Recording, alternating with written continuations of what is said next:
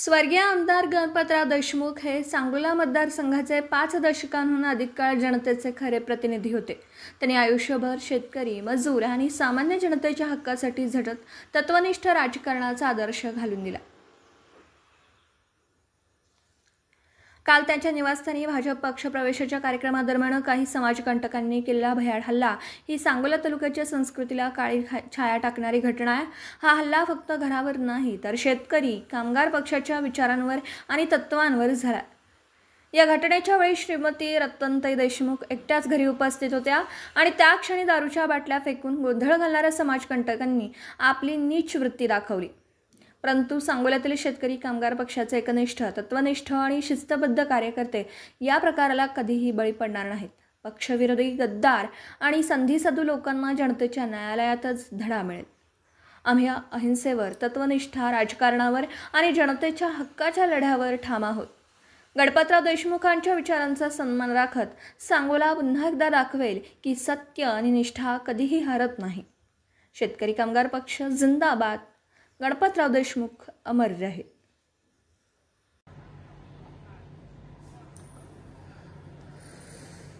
काल सांगोल्यामध्ये स्वर्गीय गणपतराव देशमुख यांच्या घरावर भ्याड हल्ला करण्यात आला।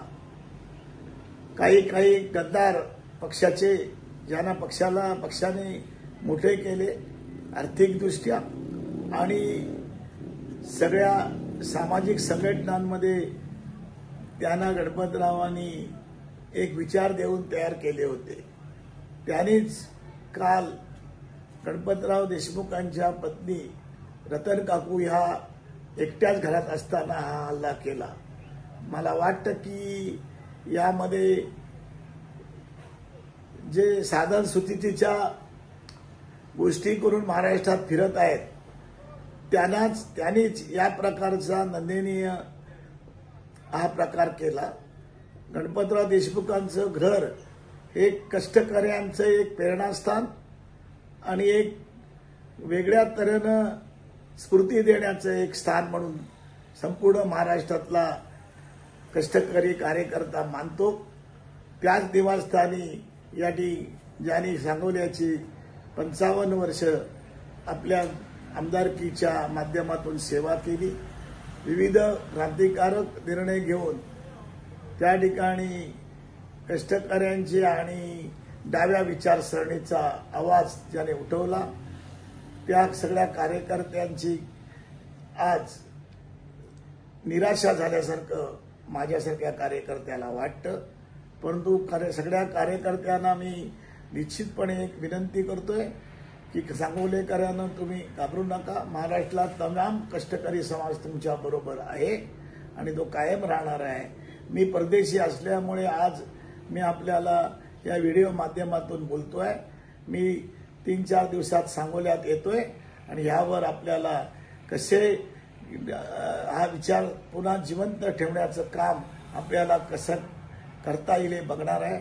मी बाबासाहेब देशमुख आणि त्यांच्या संपूर्ण टीमला या ठिकाणी एक आश्वासित करू इच्छितो, महाराष्ट्रातली तमाम डाव्या आघाडीतला कार्यकर्ता हा तुमच्या मागे आहे आणि तुम्ही हा आवाज आणखी विधानसभेत आणि विधानसभेच्या बाहेर सुद्धा उठवाल ही आशा बाळगतो आणि पुन्हा एकदा या सगळ्या प्रवृत्तीचा निषेध करतो। हा सांगोल्याच्या भूमीमध्ये असा कधी प्रकार घडला नाही।